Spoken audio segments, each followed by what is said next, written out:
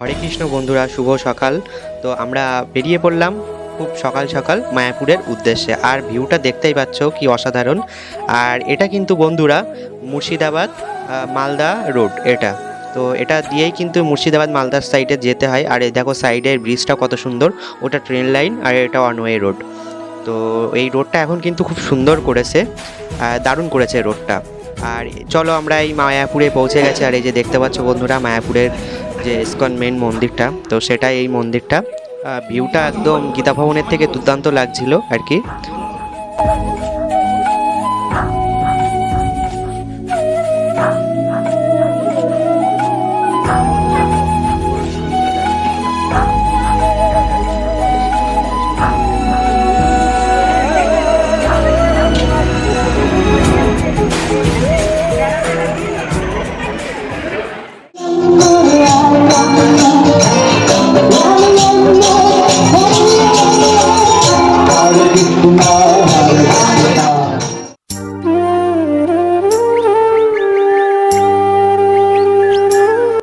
Welcome back to my channel SRP Somen. Welcome back to fresh and new blog. তো তোমরা সবাই কেমন আছো? আশা করি সবাই খুবই ভালো আছো আর আমি খুব ভালো আছি। তো বন্ধুরা গুড মর্নিং। এখন বাজে পুরো 4টে। তো আমরা আজকে যাচ্ছি মায়াপুরি সবাই মিলে। তো অনেকেই আছে, আমরা 6-7 জন মিলে যাচ্ছি। তো সব কিছু তোমাদের সাথে শেয়ার করবো বন্ধুরা। ভিডিওটা মানে স্ক্রিপ্ট না করে প্রথম থেকে শেষ পর্যন্ত দেখতে থাকো, সব কিছু দেখাবো। আর এই যে সাইডে কৌশিকও আছে। তো আমরা রেডি হয়ে গেছি। তো চলো এবার গাড়ি থেকে দেখা হচ্ছে।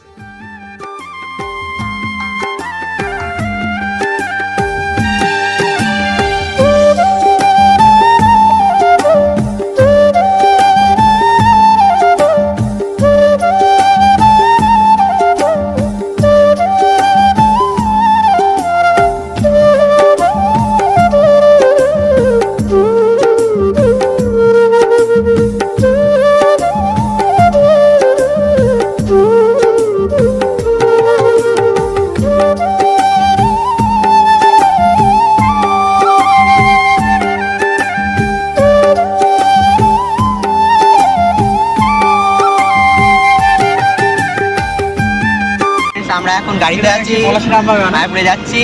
আর এখন কৃষ্ণনগর রোডে আছি।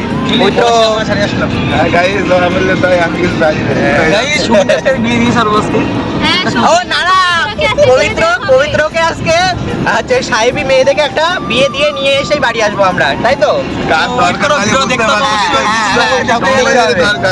আমার দরকার নেই। আমি তো বলিনি ওই জন্য। তোর মা বলেছে, তোর মা আমার উপরে দায়িত্ব দিয়েছে। তো গাইস আজকে পবিত্রকে বিয়ে দিয়ে তারপরে বাড়ি আসবো আমরা।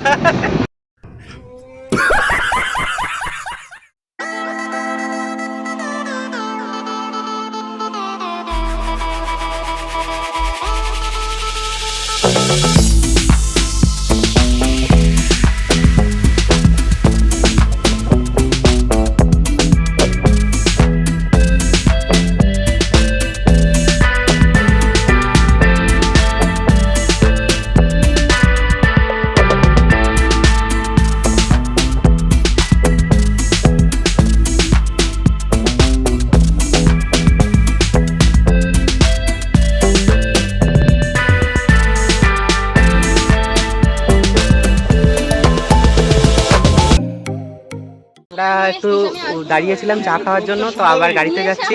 চলো একেবারে চৈতন্য মঠে এসে নামলাম। আর এখন আমরা চৈতন্য মঠে ঢুকছি। এই যে সব সঙ্গভঙ্গ পেছনে আছে। একটু হ্যালো হাই গাইস করে দাও। পবিত্র কই? বন্ধুরা এখানে চৈতন্য মঠ ছাড়াও কিন্তু এই মন্দিরের এরিয়ার মধ্যে আছে নানান মহারাজের সমাধিক্ষেত্র।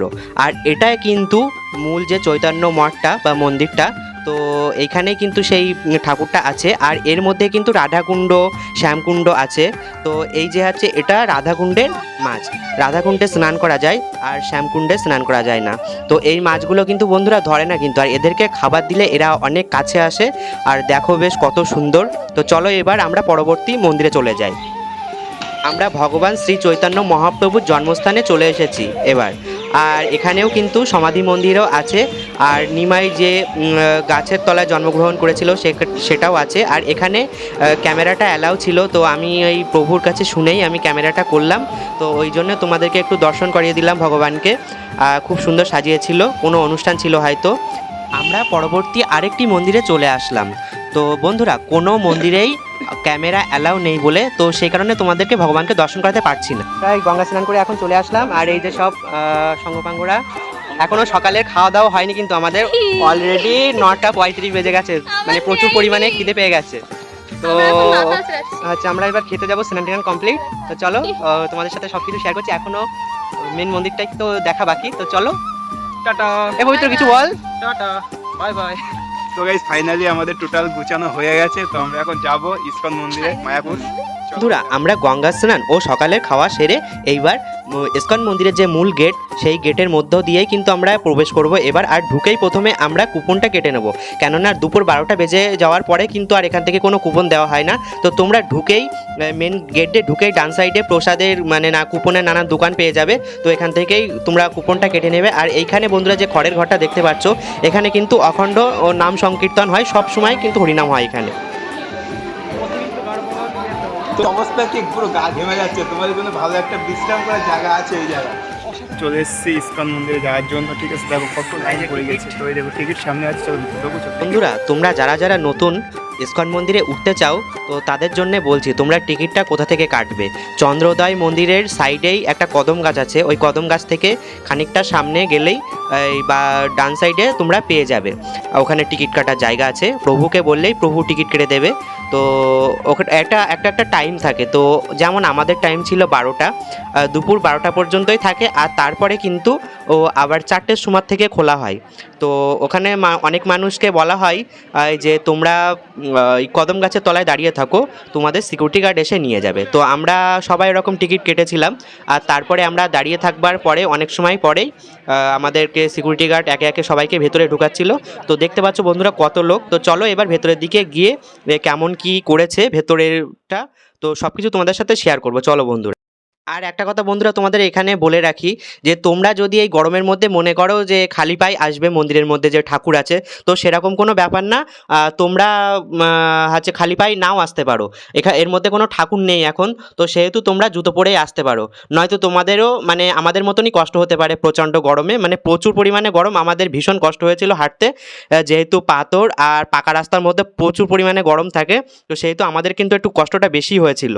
তো ওই জন্যে বলছি, তোমরা যারা যারা যাবে জুতোটা পরেই যাবে। আর ভেতরে তো কাজ চলে, মন্দিরের ভেতরে কাজ চলছে, তো সে কারণেও মানে অনেক পিন টিন পড়ে থাকতে পারে, কাজের সরঞ্জাম পড়ে থাকতে পারে। তো সে কারণেও তোমাদের যাতে কোনো অসুবিধা না হয়, তো সে কারণেই জুতো পরে আসাই যে ভালো। আর এখানে দেখো বন্ধুরা, প্রচুর লোক। আমাদের মতন সবাই ভেবেছিল যে এর মধ্যে নৃসিংহ ঠাকুর আছে, তো আমরা নৃসিংহ মন্দিরে গিয়ে মানে নৃসিংহদেবকে দেখতে পেলেও, তো আমরা ভেবেছিলাম যে হয়তো কোনো নতুন নৃসিংহদেবকে ওই হচ্ছে মন্দিরে স্থাপন করেছে এই মন্দিরটাই। তো নৃসিংহদেব মানে যেদিন ওই উদ্বোধন হয়েছিল মন্দিরটা আর কি, এই সাইডটা, তো সেই দিন ওই ঠাকুরটা এনেছিল, তারপরে আবার পুনরায় হয়তো ওই মন্দিরে নিয়ে চলে গেছিলো। এই নৃসিংহদেবের এই জায়গাটাই মানে অনেকটাই কমপ্লিট হয়েছে, এখনও আনকমপ্লিট রয়েছে, এখনও প্রচুর কাজ করছে, দেখতে পেয়েছো আশা করি। আর প্রচুর লোক। আর এই যে বড় স্পেসটা এই সাইডে, এইটা সব থেকে বড় স্পেস, এইখানে ওই 3টে ঠাকুরের জায়গা করা আছে। তো আরও ভেতরের দিকে দেখতে থাকো বন্ধুরা, এই যে এইটা হচ্ছে বড় স্পেস, এগুলো সব কিন্তু নেট দিয়ে ঘেরা। ওপরের দিকে সবগুলো ডিজাইন হচ্ছে, নানান রকম ডিজাইন করা হচ্ছে, সব ওপরে কাজ করছে দিনরাত পরিশ্রম করে। তো এটা আশা করি 26 সাল বললো, 26 সালের মধ্যে আশা করি শেষ হয়ে যাবে, সেরকমই বললো আর কি। তো দেখতে পাচ্ছ বন্ধুরা কতটা আয়তন জুড়ে, এটা কিন্তু পৃথিবীর মধ্যে সবথেকে বড় মন্দির হতে চলেছে আমাদের পৃথিবীর মধ্যে। আর তাই বুঝতে পারছো আয়তনটা দেখে। আর এখানে শুনেছি একসাথে 10,000 লোক এই মন্দিরের মধ্যে প্রবেশ করতে পারবে। আর দেখো বন্ধুরা, এই মন্দির থেকে দূরে ওই প্রভুপাদের মন্দিরের ভিউটা কত সুন্দর লাগছে, বেশ দারুণ লাগছে কিন্তু। তো গাইস, এখন আমরা আছি কোথায়, তো সৌমেনই বলছে নৃসিংহ মন্দিরে। তো কতটা উঁচুতে সেটা না দেখলে হয়তো বুঝতে পারবে না, 350 ফুট আর কি উচ্চতার উপরে আছে। এর ভেতরের কাজ এখনও কিছু হয়নি, তো জাস্ট ওই নৃসিংহদেবের মন্দিরটা উদ্বোধন হয়েছিল, তো সেই দিন হয়তো নৃসিংহদেবটা এখানে এনেছিল, নৃসিংহদেবের যে মূর্তি বিগ্রহটা আছে।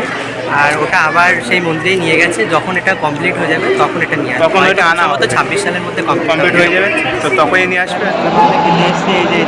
চলে এসছি, খাবো দেখো। আর এদিকে এই 60 টাকার খাওয়া দাওয়া। টাকা টাকা সবাই খাওয়া দাওয়া। আর এই যে এইদিকে চলো বন্ধুরা ঠিক আছে দেখা।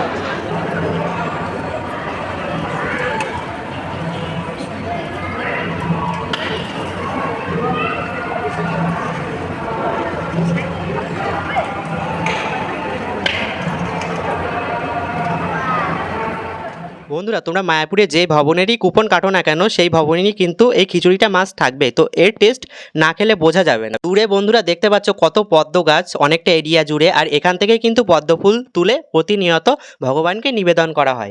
আমরা এখন গোশালায় যাচ্ছি, ক্লান্ত হয়ে গেছে একদম। হ্যাঁ আসবে না করছিলি তো, তো টেনে নিয়ে আসলাম। হ্যাঁ সেই ভিডিও করছে, হ্যাঁ কোনো মতেই না, সবাইকে নিচ্ছি, আমি সবাইকে নিচ্ছি। হ্যাঁ কেউ বুঝতে কিছু পারেনি। আর এখন 3টে বাজে, তো এখন হালকা একটু রোদটা কমেছে, গাছের ছায়া আছে, জায়গাটা খুব সুন্দর, ওই জন্য এখন যাওয়া যাচ্ছে গোশালার দিকে, নয় তো রোদের মধ্যে যাওয়া যেত না। দেখো বন্ধুরা রাস্তাটা কি সুন্দর, রাস্তা একদম পুরো ছায়া চারিদিকটা। আর এটাই হলো মায়াপুরে গোশালায় ঢুকবার যে প্রধান গেটটা, তো এইটি হলো সেই গেটটা। আর এই যে দেখতে পাচ্ছ সামনেই ওপরে উঠে এই যে দেখো বন্ধুরা কত গরু।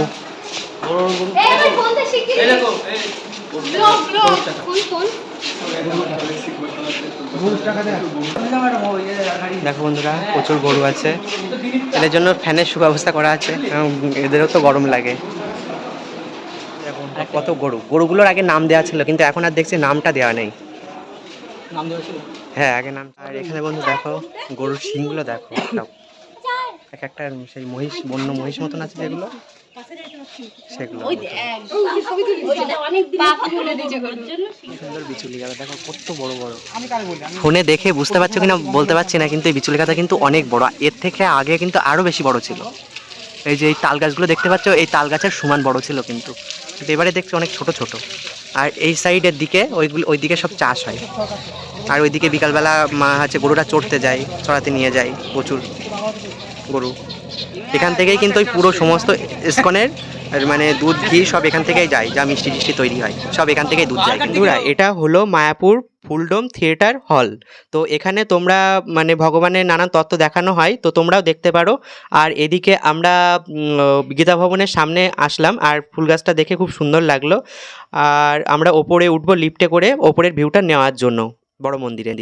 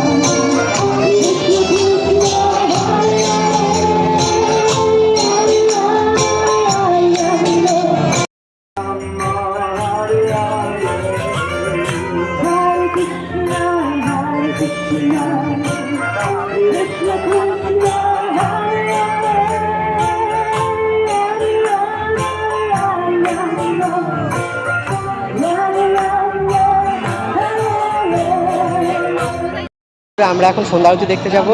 এখন 6টা 5 বাজে, তো একটু পরে সন্ধ্যা আরতি আরম্ভ হয়ে যাবে। তো আমরা এখন জুতো রাখতে যাচ্ছি, জুতো মোবাইল এগুলো রাখতে যাবো, কারণ ভেতরে তো এগুলো অ্যালাউ নেই।